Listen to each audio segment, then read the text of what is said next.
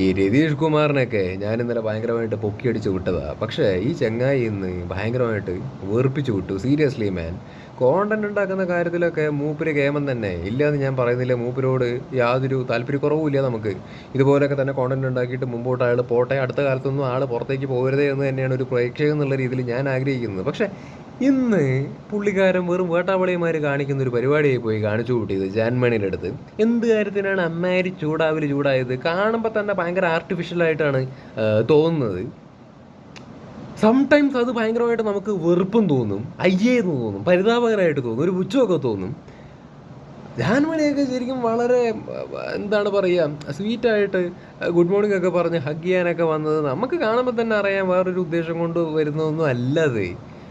ഇത് അപ്പോഴേക്കും don't touch ഈ തൊട്ടേ തന്നെ എൻ്റെ കുടുംബത്ത് കാണുന്നു, കുട്ടികൾ കാണുന്നു, ഭാര്യ എന്ത് വിചാരിക്കും, എന്ത് വിചാരിക്കാനാണെന്നേ.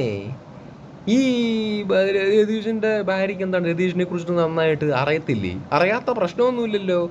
രതീഷിനെ കുറിച്ച് നന്നായിട്ട് രതീഷിൻ്റെ ഭാര്യയ്ക്കും വീട്ടുകാർക്കൊക്കെ അറിയാമെന്നുണ്ടെന്നുണ്ടെങ്കിൽ എന്തായാലും ജാൻമണി ഒന്ന് ജസ്റ്റ് വന്നിട്ട് ഹഗ് ചെയ്തു എന്നുള്ളതിൻ്റെ പേരിൽ പ്രത്യേകിച്ച് അവരൊന്നും വിചാരിക്കത്തില്ല. ഇനി അഥവാ ഞാൻ പറയുന്നു, ഇപ്പോൾ ഹഗ് ചെയ്തൊരു സംഭവം രതീഷിന് ഇഷ്ടപ്പെട്ടില്ല എന്നുണ്ടെങ്കിൽ ഇറ്റ്സ് ഓക്കെ. ഇഷ്ടപ്പെട്ടില്ല എന്നുണ്ടെങ്കിൽ എന്താണ്, എൻ്റെ കൺസെൻറ്റ് ഇല്ലാണ്ട് എന്നെ തുടരുത് എന്ന് പറയാനുള്ള അവകാശം പുള്ളിക്കാരന് ആക്ച്വലി ഉണ്ട്. അത് പറയാം, എന്നെ തുടരുത്, എനിക്കിഷ്ടമല്ല എന്നുള്ളത് പറയാം. പക്ഷേ അയാൾ ചാടിത്തുള്ളിയതൊക്കെ കാണുന്ന സമയത്ത് തോന്നും അമ്പമ്പോ ജാൻമണി എന്തോ കയറി പിടിച്ച് അയാളെ ഭയങ്കരമായിട്ട് അങ്ങ് ഉപദ്രവിച്ച് ഹറാസ് ചെയ്ത് അങ്ങ് വിട്ടുവെന്ന്. അത് ഇറ്റ്സ് ജസ്റ്റ് ലൈക്ക് അതെന്തോ ജാൻമണി ഭയങ്കരമായിട്ട് ഇൻസൾട്ട് ചെയ്ത പോലെ ആയിപ്പോയി. അത് അവരെ മാനസികമായിട്ട് നല്ല രീതിയിൽ ബാധിച്ചിട്ടുണ്ടാവും. ഞാൻ ജാൻമണിയോട് ഭയങ്കര സെൻറ്റിമെൻ്റലായിട്ട് പറയുന്നൊന്നുമല്ല. കണ്ടൻറ്റൊക്കെ ഉണ്ടാക്കണടോ, അനാവശ്യമായിട്ട് നമുക്ക് കണ്ടൻറ് ഉണ്ടാക്കാം. ബിഗ് ബോസ് ഹൗസ് ആണ്. പക്ഷേ ചില സമയങ്ങളിൽ അതിരുവിട്ട് അനാവശ്യമായ കോണ്ടന്റിലേക്കൊക്കെ പോകുന്ന സമയത്ത് അത് വെറുപ്പ് സമ്പാദിക്കുമെന്നല്ലാണ്ട് പ്രത്യേകിച്ച് വേറെ കാര്യമൊന്നുമില്ല. ഞാൻ ആ അർത്ഥത്തിൽ പറഞ്ഞതാണ്. അതൊരു അനാവശ്യമായൊരു സിറ്റുവേഷൻ ക്രിയേഷൻ ആയി പോയി. ഇപ്പം എന്തായി, ഇത് ചിലപ്പോൾ രതീഷിൻ്റെ ഫാമിലിക്ക് തന്നെ ഇത് കാണുന്ന സമയത്ത് ഇയാൾ എന്ത് വാങ്ങാത്തതിലാണ് കാണിക്കണത്, ഞങ്ങൾ എന്ത് വിചാരിക്കാനാണ്, നിങ്ങൾ എന്തിനാ ഈ കടന്ന് കരയണേ, അയ്യോ എന്നൊക്കെ പറഞ്ഞിട്ട് ഇത് കുടുംബക്കാർ തന്നെ ചിലപ്പോൾ രതീഷിൻ്റെ വിചാരിക്കുന്നുണ്ടാവും എന്നാണ് ഞാൻ വിശ്വസിക്കുന്നത്. അത് നല്ല പരമ ബോറായി. അത് വീണ്ടും പറയാണ്, രതീഷ് കാണിച്ചത് വെറും പരമ ബോറായി. അത് കഴിഞ്ഞിട്ട് ലാസ്റ്റ് എന്താണ് സോറിയൊക്കെ പറയിപ്പിച്ചിരിക്കുന്നു കുടുംബക്കാരോട്. സോറി, എന്താണ് ഭാര്യയ്ക്ക് എന്തെങ്കിലും തോന്നിയിട്ടുണ്ടെങ്കിൽ സോറി, അല്ലെങ്കിൽ അവരോട് എന്ത് കാര്യത്തിന് സോറി പറഞ്ഞു? അവർ സോറി പറഞ്ഞതിലേ എനിക്ക് യാതൊരു യോജിപ്പുമില്ല, അത് പറയേണ്ട കാര്യമില്ല. അത് ഒരുമാതിരി ബ്രൂട്ടലായൊരു പരിപാടി കാണിച്ചു കൂട്ടിയ പോലെയായി ജാൻമണിയോട്. എന്നാൽ പിന്നെ അത് ടച്ച് ചെയ്ത് അത്ര ഇഷ്ടപ്പെട്ടില്ല എന്നുണ്ടെങ്കിൽ അത് അപ്പം തന്നെ പറയണ്ടേ. ഇത് കുറേ കഴിഞ്ഞ് ഒരു ദിവസമൊക്കെ കഴിഞ്ഞിട്ടാണ് മെല്ലെ ആൾ ഇതിൻ്റെ പേരും പറഞ്ഞ് ബഹളം വയ്ക്കാനൊക്കെ പോണത്. കൺസെൻറ്റിനെ കുറിച്ച് പറയും എല്ലാവരും, ശരിയാണ്, കൺസെൻറ്റ് പ്രധാനം തന്നെയാണ്. പക്ഷേ താല്പര്യമില്ലെന്നുണ്ടെങ്കിൽ താല്പര്യമില്ല എന്നുള്ള സംഭവം അപ്പം തന്നെ പറയണമെന്നേ, അപ്പം തന്നെ നോ എന്ന് പറയണം. ഒരു ജെന്റിൽമാൻ എന്നൊക്കെ പറയുന്ന സമയത്ത് ജാൻമണി പറയുന്ന രതീഷിനെ ഒരു മെച്ചൂർഡ് ആയിട്ടുള്ള ഒരാളായിട്ടാണ് കൺസിഡർ ചെയ്യുന്നതെന്ന്. എന്ത് മെച്യൂരിറ്റി ഉള്ള ഒരാളാണെന്നുണ്ടെങ്കിൽ അയാൾ ആ ഒരു സിറ്റുവേഷൻ അങ്ങനെ അല്ലല്ലോ റിയാക്ട് ചെയ്യേണ്ടത്. ആ സമയത്ത് വളരെ ജെനുവിനായിട്ട് വളരെ കാര്യമായിട്ട് നിലപാട് പറയുക, ഒരു കോണ്ടന്റ് ഉണ്ടാക്കുക എന്ന് പറയുന്ന സമയത്ത് അതിൽ ഓവറാക്കി ചളമാക്കണം എന്ന് യാതൊരു നിർബന്ധവുമില്ല. വളരെ സ്ട്രേറ്റ് ഫോർവേഡായിട്ട് വളരെ ജെന്റിൽമാനെ പോലെ കാര്യം പറഞ്ഞു കഴിഞ്ഞാലും മനസ്സിലാക്കാനുള്ള കഴിവും ബോധവും അവർക്ക് ആക്ച്വലി ഉണ്ട്, പ്രേക്ഷകർക്കും ബോധമുണ്ട്. പ്രേക്ഷകരെ അണ്ടർസ്റ്റിമേറ്റ് ചെയ്യരുത്. രതീഷ് ആണെങ്കിലും സുധീഷ് ആണെങ്കിലും രമേശ് ആണെങ്കിലും രാകേഷ് ആണെങ്കിലും പ്രേക്ഷകരെ അണ്ടർസ്റ്റിമേറ്റ് ചെയ്യേണ്ട കാര്യമില്ല. പ്രേക്ഷകരെ മണ്ടന്മാരാക്കേണ്ട കാര്യമൊന്നുമില്ല. പ്രേക്ഷകർ ഇതൊന്നും കണ്ടിട്ടൊന്നും വിചാരിക്കാനുള്ള സാധ്യതയൊന്നും ഇല്ല. അത് യാതൊരു സംശയമില്ലാത്ത കാര്യമാണ്. പിന്നെ എന്താണ് ഇതൊക്കെ പറഞ്ഞു കേൾക്കുമ്പോൾ നിങ്ങൾ വിചാരിക്കരുത് കേട്ടോ, രതീഷിനെ എന്തിനാണ് ഞാൻ ഇങ്ങനെയൊക്കെ പറയണത്. എനിക്ക് അയാളോട് വിരോധമൊന്നുമില്ല. അയാൾ അടുത്ത് പുറത്ത് പോരുത് എന്ന് തന്നെ ഞാൻ പറയണം. അയാളെ പുറത്താക്കൊന്നും വേണ്ട, അല്ലെങ്കിൽ പുറത്താക്കണം എന്നുള്ള ആഗ്രഹവുമില്ല ഈ ഒരു വിഷയത്തിൻ്റെ പേരിൽ. ഞാൻ ജസ്റ്റ് ഇത് ഓവറായിട്ട് തോന്നിയതുകൊണ്ട് പറഞ്ഞു എന്ന് മാത്രം. പിന്നെ ഇതെന്താ സംഭവം എന്ന് വെച്ച് കഴിഞ്ഞാൽ പുള്ളി അത്യാവശ്യം എല്ലാവരും ചൊറിയുന്നുണ്ട്. അത് അയാളുടെ സ്ട്രാറ്റജി തന്നെയാണ്. അങ്ങനെ തന്നെ പോട്ടെ, അയാൾ എല്ലാവരും ചൊറിയട്ടെ. അയാളുടെ ഒരു കോണ്ടന്റ് മേക്കിംഗ് തന്നെയാണ്. അത്തരത്തിലുള്ള കോണ്ടന്റ് മേക്കേഴ്സ് ആക്ച്വലി വേണം. നല്ല രീതിയിൽ ചൊറിയുന്നുണ്ട്. അയാളുടെ ലക്ഷ്യം എന്ന് പറയുന്നത് എന്താണ്? ഇങ്ങനെ ആവുന്ന സമയത്ത് ഒരുപാട് ആൾക്കാർ പുള്ളീനെ ടാർഗറ്റ് ചെയ്യും, പുള്ളിക്കെതിരെ സംസാരിക്കും എന്നുള്ളത് പുള്ളിക്കറിയാം. അങ്ങനെ സംസാരിച്ച് വരുന്ന സമയത്ത് ഓട്ടോമാറ്റിക്കലി ഓഡിയൻസ് കംപ്ലീറ്റ്ലി രതീഷിനെ ഭയങ്കരമായിട്ട് സപ്പോർട്ട് ചെയ്യും എന്നുള്ളതാണ് രതീഷ് വിചാരിക്കുന്നത്. ഓഫ് കോഴ്സ് നമ്മൾ സപ്പോർട്ട് ചെയ്യും, കാരണം അയാൾ കോണ്ടന്റ് മേക്ക് ചെയ്യുന്ന ആളായതുകൊണ്ട് തന്നെ നമുക്കൊരു താല്പര്യമൊക്കെ തോന്നും. പക്ഷേ ആ ഒരു സ്ട്രാറ്റജി എല്ലായ്പ്പോഴും വർക്കാവുന്നതെന്ന് എനിക്ക് ആക്ച്വലി തോന്നുന്നില്ല. കാരണം ഇതേ രീതിയിൽ മുമ്പോട്ട് പോകുന്നതിനൊക്കെ അനുസരിച്ചിട്ട് രതീഷ് ആൾക്കാരെ വെറുപ്പിക്കുന്നതിൻ്റെ ഒരു ഒരു എന്താണ് പറയുക, രീതി കുറച്ചും കൂടി കൂട്ടി കൂട്ടി കൊണ്ടുവരുന്ന സമയത്ത് പ്രേക്ഷകർക്ക് തന്നെ ഇയാൾ വെറും ശോകമാണെന്നുള്ള രീതി തോന്നും. അങ്ങനെ ഒരു പ്രശ്നമുണ്ട്. ആദ്യമൊക്കെ താല്പര്യം തോന്നിയെങ്കിലും ഈ വെറുപ്പിക്കൽ കണ്ടിന്യൂസ് ആയിട്ട് മുമ്പോട്ട് പോവുകയാണെന്നുണ്ടെങ്കിൽ അവിടുത്തെ ആൾക്കാരും അയാൾക്ക് എതിരാവും, പ്രേക്ഷകരും അയാൾക്ക് എതിരാവും. എതിരാവും എന്ന് പറഞ്ഞു കഴിഞ്ഞാൽ അയാൾക്ക് വോട്ട് കിട്ടില്ല, അയാൾ അതിൻ്റെ അകത്ത് നിലനിൽക്കില്ല എന്നല്ല പറയുന്നത്. പ്രേക്ഷകർ ഐ എല്ലാവരും അയാളെ ഊക്കുന്നത് എൻജോയ് ചെയ്യുന്നൊരു സാഹചര്യത്തിലേക്ക് ആക്ച്വലി എത്തും.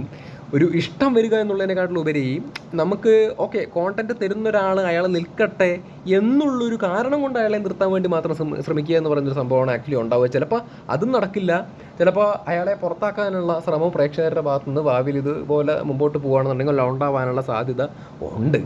മനസ്സിലായില്ലേ? എനിക്ക് തോന്നിയ കാര്യം പറഞ്ഞു എന്ന് മാത്രം. പിന്നെ മുടിയനൊക്കെ ഇപ്പോൾ ഇറങ്ങി തുടങ്ങിയിട്ടുണ്ട് വർത്തമാനം പറയാനൊക്കെ. എന്താണ് പറയുക, മറ്റേ സിജോ, എനിക്ക് പെട്ടെന്ന് പേരൊന്നും കിട്ടുന്നില്ലടോ. ലൈക്ക് സിജോൻ്റെ കാര്യം പറയുകയാണെങ്കിൽ സിജോന് നല്ല പൊട്ടൻഷ്യൽ ഉണ്ട്. സിജോ കോണ്ടൻ്റ് ഒക്കെ ഉണ്ടാക്കാൻ വേണ്ടി ശ്രമിക്കുന്ന ഒരാളാണ്. അത്യാവശ്യം നല്ല പൊട്ടൻഷ്യൽ ഉണ്ട്, സംസാരിക്കാനൊക്കെ ആൾക്ക് കഴിവുണ്ട്.